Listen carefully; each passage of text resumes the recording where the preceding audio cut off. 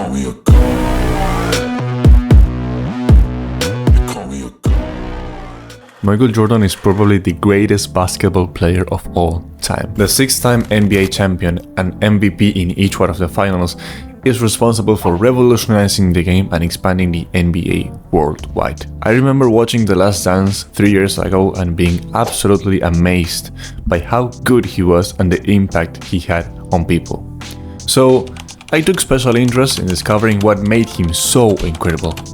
After doing some research, reading some books and watching The Last Dance again, I found 5 traits that contributed to his mad success. The special thing about this is that all of us can apply these lessons into our life. We won't be MJ, but I'm sure we will make huge progress in any area of our life. I've condensed these lessons into what I like to call the 5 A's of Michael Jordan, and these are: number 1, aggressiveness; number 2, awareness; number 3, adaptability; number 4, accountability; and number 5, all the time. Let's start with aggressiveness. Michael never cared about achieving mere greatness. He cared about being the best ever. During his games, you could perceive that MJ was in absolute flow and carried a burning fire inside of him. He played with intensity, as if every game was the last. He was aggressive inside the court and he always found ways to keep his fire burning. In the 1997 NBA Finals, Michael was fucking pissed that Karl Malone won the NBA regular season MVP. And that was all he needed. He averaged 32 points, 7 rebounds, and 6 assists in 6 games. These are crazy numbers. Even when he got a flu in Game 5, we will talk about this later, he performed. His desire to win and beat Malone were so big that he got past everything and let that aggressiveness flow into him to get the best out of his game. Or even in 1992, when he was being compared to Clyde Drexler, the night before one, he was playing cards with Magic Johnson, and he said to Magic, "You know what's going to happen tomorrow. I'm going to give it to him." That's the fire. That's a man who doesn't take shit from anybody and won't let his ops be better than him. This fire gave him an edge from everyone who tried to be as good as him. This kind of healthy aggressiveness gives you an unfair advantage. It helps you shut that bitch inside and unleash the beast. It helps you put past exhaustion and be the one who changes everything. Every one of us has this fire inside. Even me, despite avoiding being aggressive for my entire life, I realized that if I tuned into this aggressiveness, I performed better at exams, literally making the teacher my enemy to prove him wrong in my head. I know, a little crazy, but it worked. I was able to help my team win games, and I was able to crush new PRs in the gym, all by being a little bit angry. So, how do we lit this fire? Number 1, find things to motivate you from. David Goggins named this his cookie jar. You can push yourself by thinking of proving people wrong or by trying to prove something to yourself. Number 2, look for competition in any realm of life. This will help you push your limits and achieve greater results. Number 3, try adding some aggressiveness to everyday tasks. If you train hard. If you are studying for an exam, study hard. And on the day of the exam, be fucking sure that you will make the best exam in the classroom. Awareness. At a critical moment when everyone gets too pumped up and overheated, he's the guy telling everyone else to keep it cool. No matter what was happening during a game, Michael always looked as if he were having the time of his life out there. In one of the last chapters of The Last Dance, they mentioned that MJ always stayed present. He didn't have any negative or intrusive thoughts at the moments of the game. There is this very famous scene where Michael is listening to music right before a finals game. The guy was just vibing and I couldn't stop thinking, bro, you're about to play one of the most decisive games of your career, how can you be this chill? And then I understood. Getting nervous was only going to provoke overthinking, and especially in sports, when you overthink something you've done thousands of times, you fuck it up. You think that by consciously doing that movement you will make it better. No, you have to enter in this state of flow. When I play football, if I'm nervous, I play like shit. If I think about what I'm doing, I fuck it up. You're no different. He had this mad confidence because he knew he was the best. He got that undeniable proof of that, because he spent years perfecting his technique and putting in the work. How in the world You are not going to have this confidence after you know for a fact that you are incredible. Sure, you may miss sometimes, but there's a high chance for you to perform well. This is what kept Michael positive. He knew he could change the outcome of a game. Moreover, he always stayed present. He was constantly in the zone, so he could achieve the great benefits of not thinking during the game. He focused on being concentrated and having fun in the court. Tim Grover says, Michael was a master of not thinking. Before every game, the Bulls coaching staff would have a team meeting, go over the game plan, talk about the opponent and what to expect. They would hand out a sheet with plays, basic information, just something for the players to review. Michael would get up, grab the sheet, and go in the other room, every time. He didn't want to hear what everyone was supposed to do. He already knew it. So, how do we become more aware? Number 1, meditation. This is literally practicing awareness. Leave your ego aside and do it for 10 minutes a day and you will see the great benefits. Number 2, stack up wins. On your day-to-day life, stack small wins. Make your bed, have a healthy breakfast, get shit done, achieve a PR, help your family perform better at school or work. These little things will give you mad confidence on the long run. Number 3, have the strong belief that no matter what, things will turn out just fine. You have to contribute to it, but if you believe it firmly, you have more chances of succeeding rather than thinking you're going to fail. Adaptability. That's the one thing I admire so much about Michael when he was going through the grief of his father's death. He came back and did what he had to do at even a higher level. Michael went through many changes along his career. Some were physical changes, such as going to play baseball after winning 3 consecutive championships, and others were emotional changes, such as the death of his father. Tim Grover in his book Relentless says, every game Rodman missed, Michael and Scottie played as if it were for a championship. There was 0 chance Michael was going to allow Rodman the opportunity to say the Bulls needed him to win. The same applied when Scottie wasn't playing. He could not let his team and the fans down. He had to give his 110%.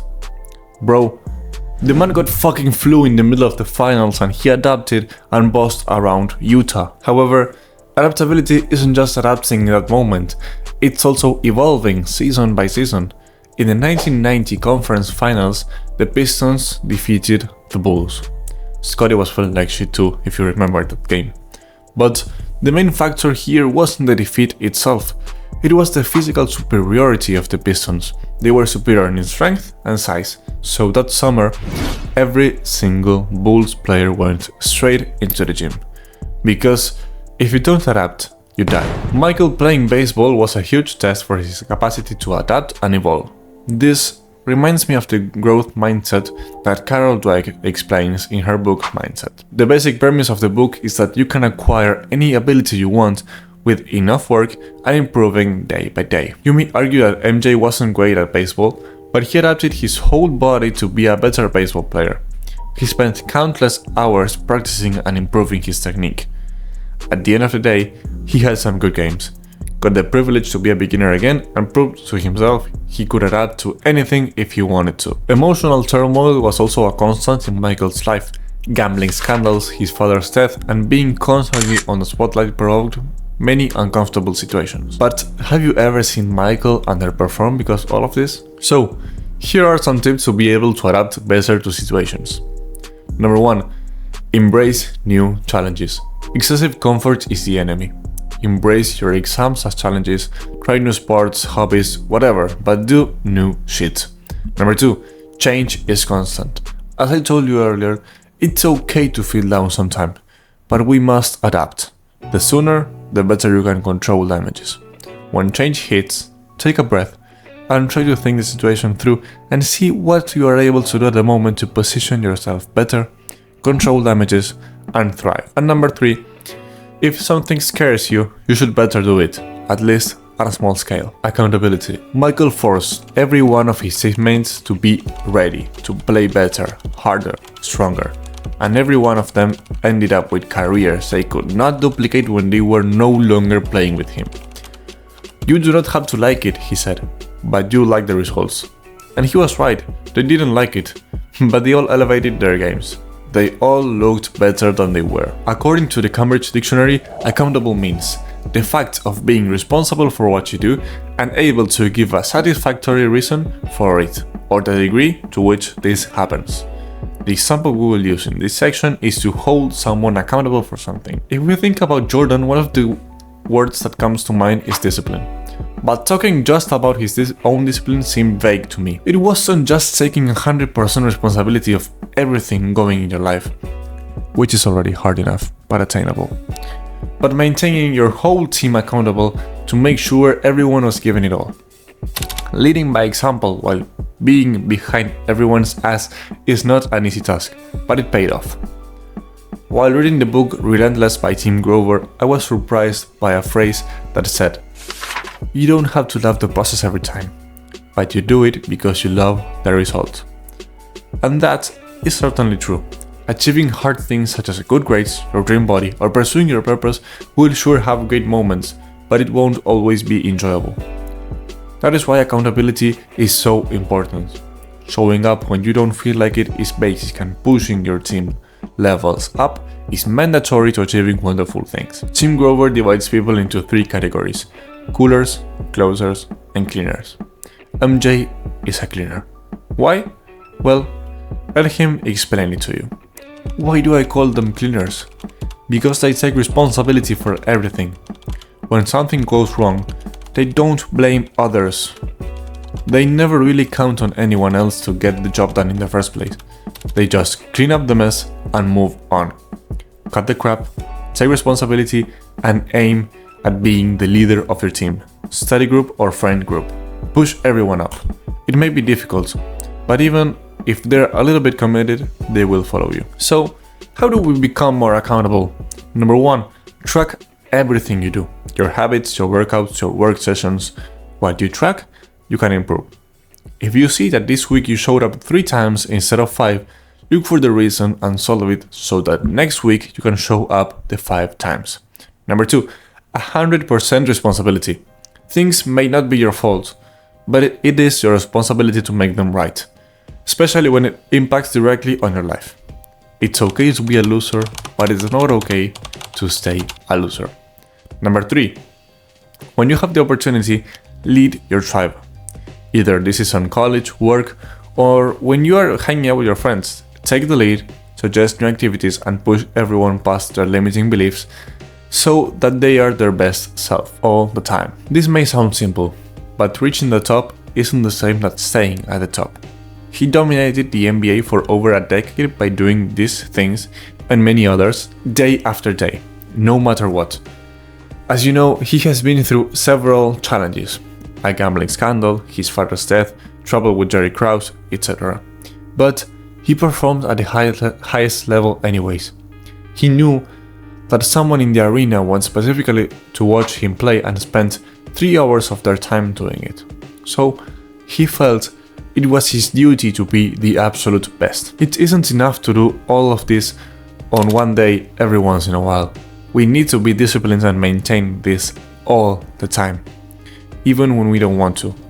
We have to make a little bit at least. It's a fair price to pay for being at the top and being madly successful at any life situation. If we want to be great, we have to maintain and improve the things that took us to the top. We have to double down on the thing that worked and become irreplaceable. After the analysis of MJ, I have a few things to say before we end. These 5 traits only won't make you MJ, obviously, but they will massively improve your life. There is nothing bad about being responsible, disciplined, accountable, positive, mindful, and a little bit aggressive. It's not easy to gather up these traits, but Michael didn't become Michael overnight. It's the compound result of constant evolution and conscious thought of getting better day by day. You may like Jordan or not, but you can't deny that the man brought the NBA to a whole new level and that he heavily influenced America's culture.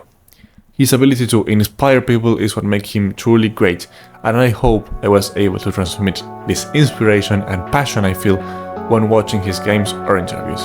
I hope you apply everything, because it will truly change your life. This is Juani, and it was a pleasure to guide you through this journey.